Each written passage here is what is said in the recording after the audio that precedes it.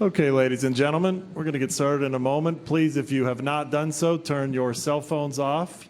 The commissioner will start with some opening comments and then be glad to take any questions. Please raise your hand.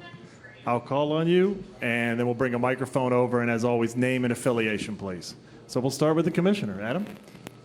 Thank you, Tim, and thank you all for being here. Congratulations, of course, to the Raptors and the Golden State Warriors.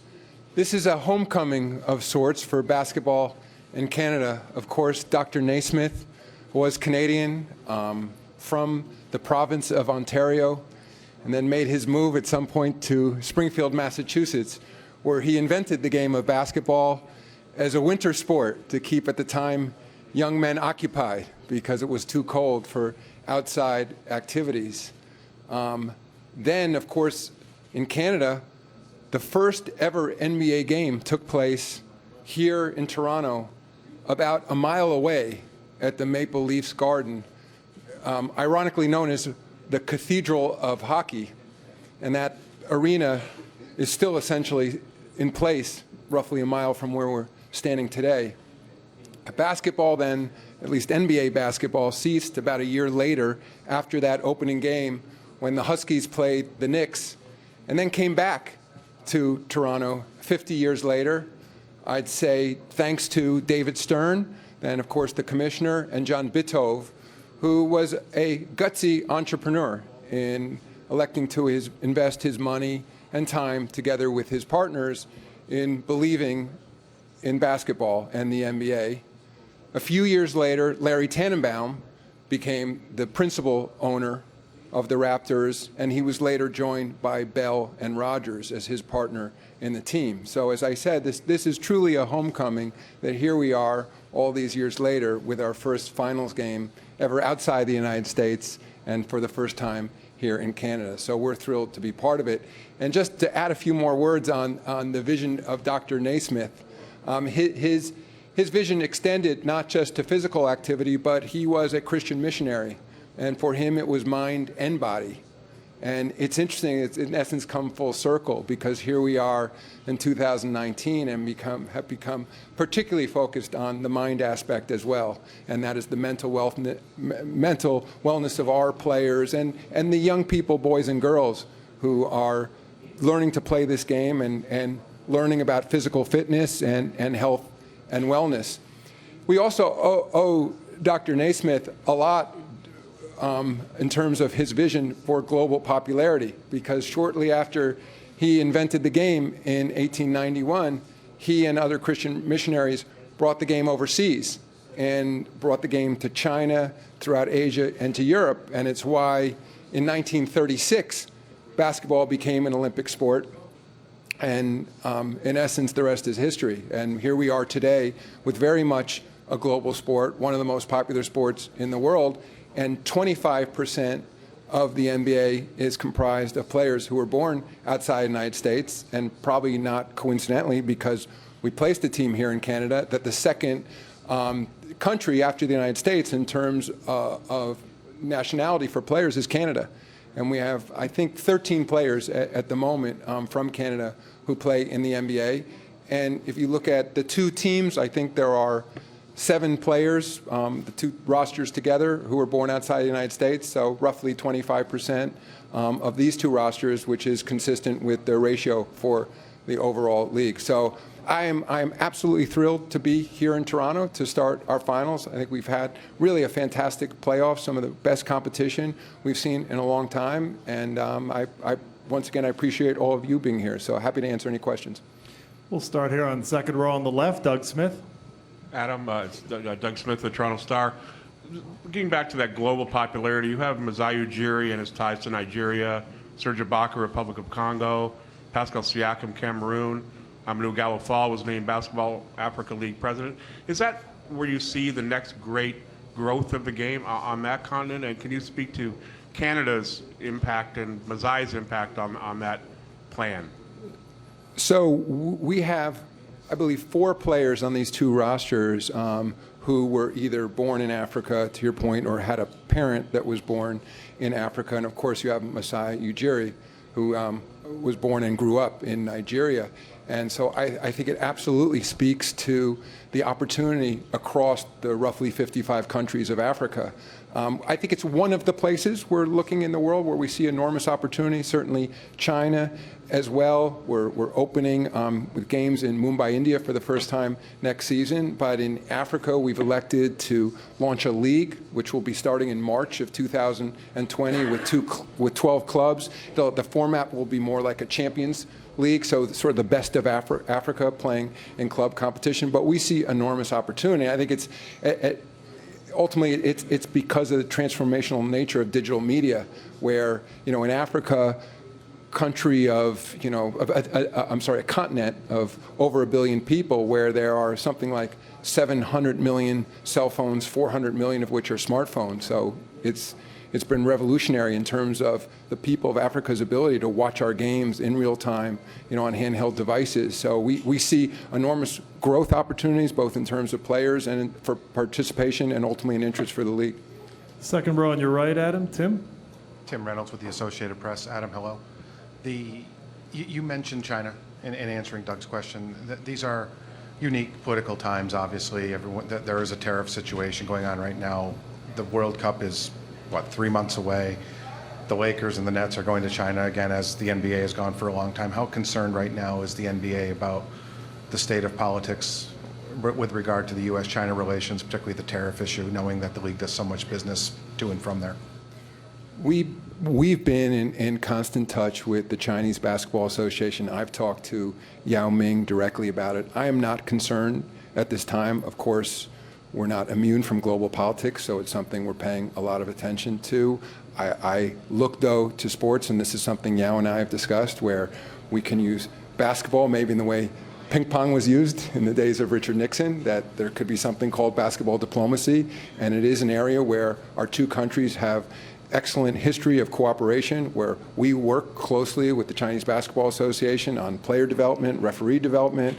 We've talked a lot to Yao, Mark Tatum and I have about the rules, the constitution that underlies his league, and how to create greater competition. So I think with the World Cup of basketball coming to China in September, with our continuing to play preseason games there, with the attention on our finals right now, I see it as an opportunity, again, to demonstrate to people that through sports there's commonality, and we can use the values of sports, hopefully, as a positive force to continue to bring people together. First row on your left. Yeah, hi, Dan Williams, CGTN. It's almost a continuation of that question, just in terms of what more can be done in terms of bringing more popularity to the game, expanding the game in China. How important is that? And is there an update at all on the potential of a regular season game in China in the future? What I believe we can do more of is work directly with the Chinese Basketball Association. Again, that's something that I've talked a lot to Yao about. In fact, for our summer league in Las Vegas, the Chinese national team for the first time will be participating in the summer league. So I think that's an important sign. I also think we are in the process of building academies in China to help develop the young players there. Again, I think because of Yao's experience in the NBA, he sees how it's done, not just in the United States, but in other places in the world. And I think he understands that given the enormous number of young people, boys and girls, playing basketball, there's more that we can be doing to develop elite players. In terms of overall popularity, we have a terrific media relationship with Tencent. Alibaba has a highlight, in essence, relationship with us. And of course, one of the co-founders of Alibaba recently bought into the Brooklyn Nets and is on a path to be the controlling owner there. So Joe Tsai has joined our board of NBA China. He's made a lot of really great recommendations to us about what else we can be doing in China, both from a media standpoint and from a participatory standpoint. So I think, although we're incredibly popular in China, there's a lot more we can be doing. Fifth row on the left, Dan. Adam, Dan Wecke with the Los Angeles Times. You have two franchises in the Clippers and the Knicks that are involved in a pretty nasty lawsuit over an arena project. Is there anything the NBA can do to help iron that out? And what's just sort of your general impression of the Clippers project? I've talked to Jim Dolan and Steve Ballmer about that lawsuit. Obviously, it's not something you like to see between partners in the NBA. I don't think there's a role for the league at the moment, but it's something that we're paying a lot of attention to, and there may be an opportunity at some point for us to help create some sort of reconciliation. But right now, it's existing sort of outside of NBA governance. I'm sorry, the second part of your question? Your general impression of the Clippers trying to build a new arena in Los Angeles and having sort of two arenas in that market.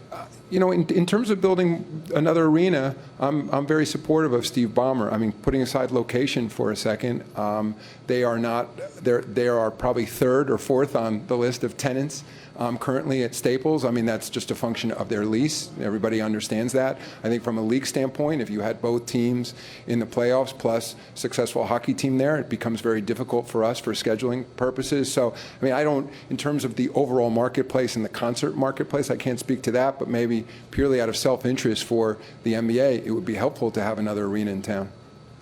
Seventh row on the left, third in. Tim, if you could raise your hand so I see you. Tim Bontos from ESPN. Adam, you've talked a lot about the possibility of creating a midseason tournament of some kind. Do you have any sense of where you're at with the Players Association in terms of coming to an agreement on that? And do you sense any interest on their part in doing so? Tim, I think it's much too early to have a real sense of where we are with the Players Association, only because we're in the early planning process of investigating whether there really is an opportunity. To your point, it would need to be negotiated with the Players Association. I've had very general discussions with Michelle Roberts about the notion that these are the kinds of things we're looking at. I think she, of course, is supportive of looking at any ideas we have to build the business over time, but there's nothing concrete that we've brought to the Players Association and said, you know, is this something you'll support? Standing on the right-hand side. Good evening, Commissioner. Matt Cullen with CBC Radio Canada. As you know, Canada is traditionally a hockey country. Love hockey from the start. However, things have changed a little bit this year, and I think mostly Canadians will be watching the NBA Finals instead of the Stanley Cup Finals for the first time ever, I think. How does that affect the way you and the NBA do business, especially north of the border?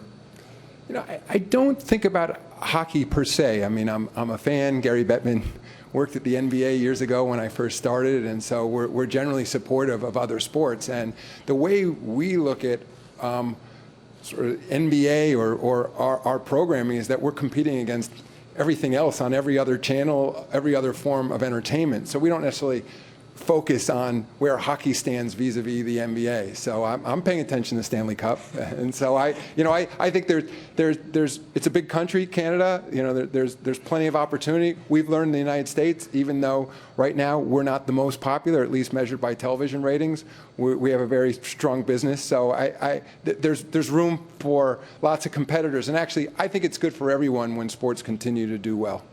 Thank you. Fourth row in the middle. Joe, if you could wave your hand. Thank you. Joe Varden, The Athletic. I have a question about Dan Gilbert and the Cavs. The family has asked for privacy with his health situation, but from a league perspective, are you at all concerned in his ability going forward to carry on? I'm not concerned about his ability going forward. I, of course, am concerned with his present condition. I mean, I don't know a lot more, but obviously it's public knowledge that he has a medical condition. So our thoughts and prayers are with Dan and his family. And, you know, we're just wishing that he has a complete recovery, and I have no reason to believe he won't. Two down from Joe. Michael. Adam, Michael Grange from Sportsnet. Given the surge around this team and the way the whole country kind of seems energized, at what point would there be any consideration to a proposal for another team in Vancouver, Montreal perhaps, or generally an expansion? My answer is, you know, it's the same as it's been for other U.S. cities that have expressed interest, and that is that we are just not in expansion mode at the time. I mean, you know, we're flattered that some other Canadian cities have expressed interest, as some other U.S. cities have. But, you know, again, nothing new, and I've said this before, that we, meaning the NBA collectively, all our team owners are very focused on creating the best possible competition among the 30 teams. And I'm sure inevitably at some point we'll turn back to expansion, but it's not on the agenda at this time. Is there one thing that would sort of get you into expansion mode? Like, what would be the criteria you're examining? At the end of the day, from a league standpoint, you're in essence, selling equity in your overall league, and you're selling a portion of the growth opportunity outside of that market. You're selling the growth opportunity in Africa. And I think what we would be looking at is whether, if we're expanding, not necessarily the short-term benefit of an expansion fee, but is it additive over the long term? Is that franchise adding something to the footprint of the league that the 30 current teams don't? So that's, in essence, would be the analysis. Fifth row in the middle, blue jacket, Robert. Robert Littell, BSO. There's been a lot of conversation about fan conduct. For the most part, with something like the Drake situation is more entertainment, but throughout the year there were several situations where players were fined and fans were banned from arenas. Is there something that the league can do to make sure that the players are feeling safe and in a good environment, and that the fans feel like they still can be active and heckling, but within reason? What I think we can do is refocus our efforts, as we have this year, on appropriate conduct for fans and making sure that there's a clear code of conduct that's communicated to fans, that it's consistently enforced in every NBA arena, and that we're creating a safe environment, of course, for the players and all the other fans as well. And as I said, we've redoubled our efforts. We've had lots of conversations directly with the Players Association and the players, because absolutely we want them to feel that they're in a safe environment, and we don't want them to be distracted during the game or think that they have to take matters in their own hand. And I actually think, especially not just looking at this year, but over my tenure in the league, things have gotten much, much better in our arena than they were in the old days, but there's always room for improvement. All right, eighth row at the back on the left. Mark, if you could raise your hand, please. Thank you. Mark Spears, ESPN's Undefeated. Kind of going on Robert's point, I was curious to what you thought about what happened in Utah with Russell Westbrook, and you guys let the Jazz handle it. Did you think about jumping in and getting more involved, perhaps publicly, with that? And is there anything that the league could do from not just a safety standpoint, but even from a racism standpoint, where things that people say that cross the line can't be tolerated? Well, Mark, to the latter part of your question, I think there's always more we can do, and I think standards in society have changed in terms of what's appropriate for people to say. As I've said before, I think there is a legitimate expectation that you go in, you buy your ticket, you go into an arena. I'm always searching for the right word, called heckle.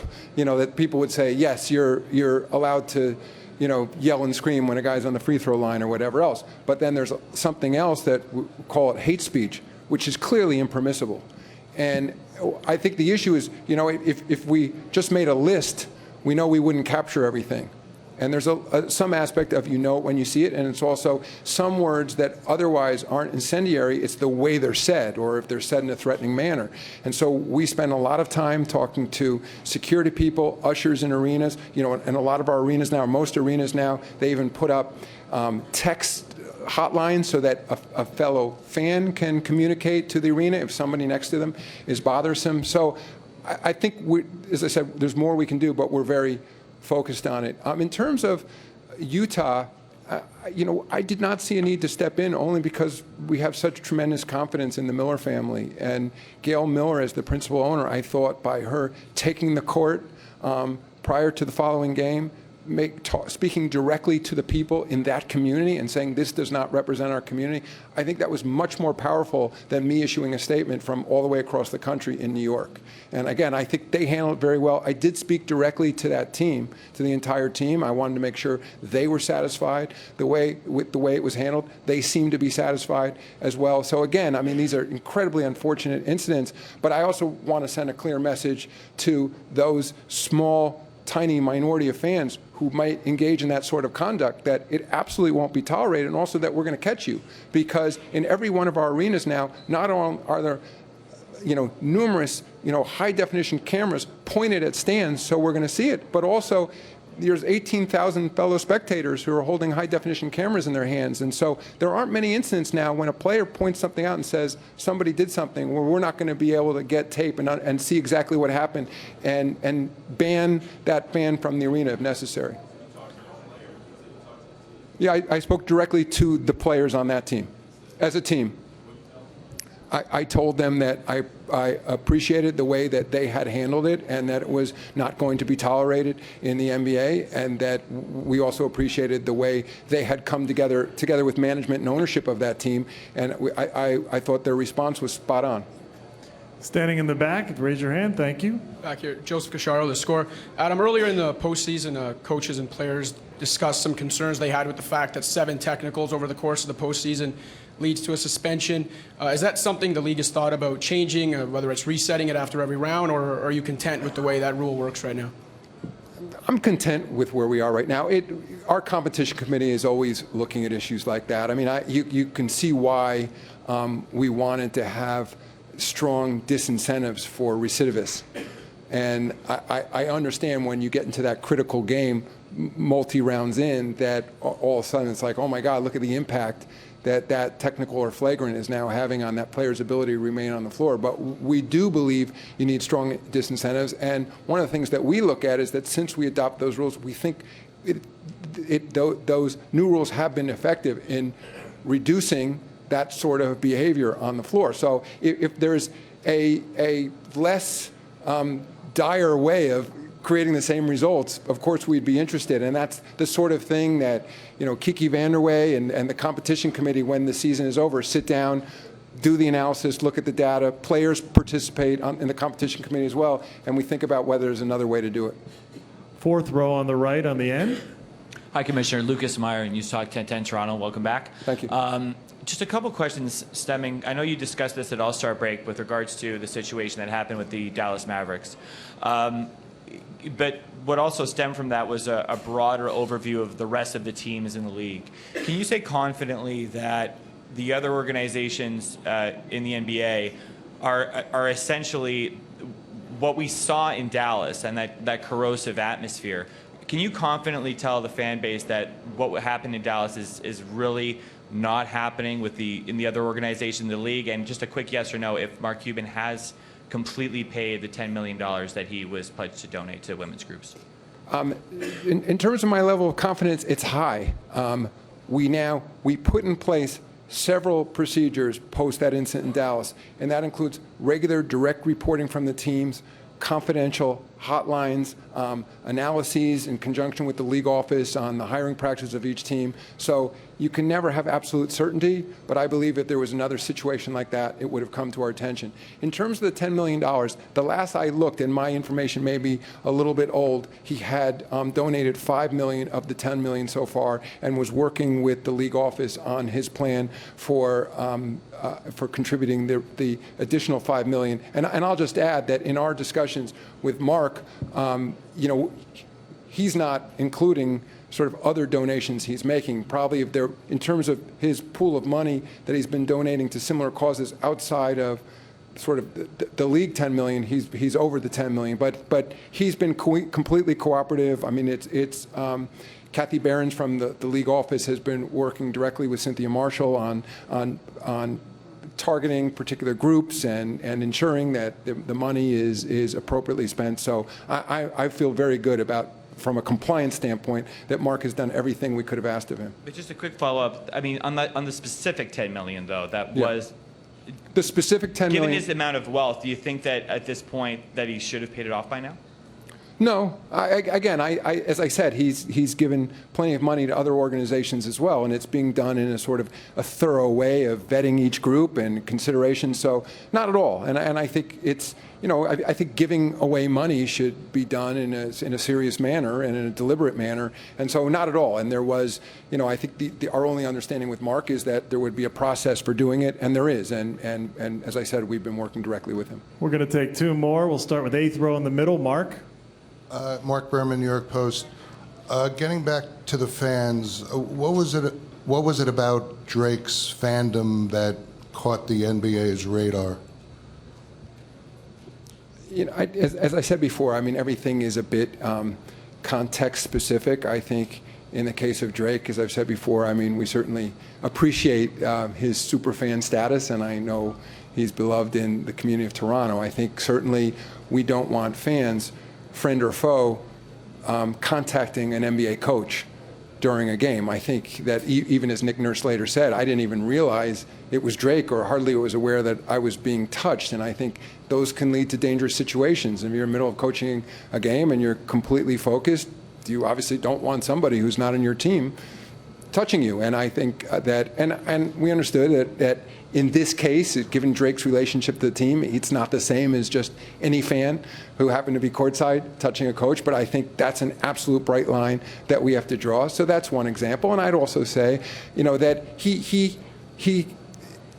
I think the issue for the league is that he has this ambassador type role with the team. So he is viewed a little differently than any fan sitting there. But at the same time, I think there are appropriate lines that shouldn't be crossed in terms of how a competing team is addressed, or the officials for that matter. And as I said, I mean, we league office had conversations directly with Drake and his manager, and I think we ended up in a good place.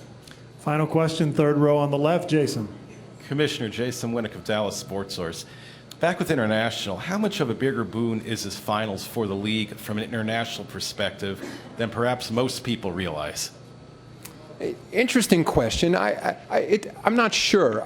I think symbolically having our first finals outside the United States maybe has a big impact on countries that follow the NBA but don't have teams.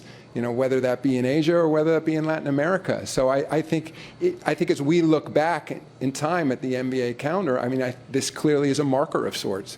That here we are, 2019. Our game one of the finals taking place in Toronto, Canada. Will I think be a milestone.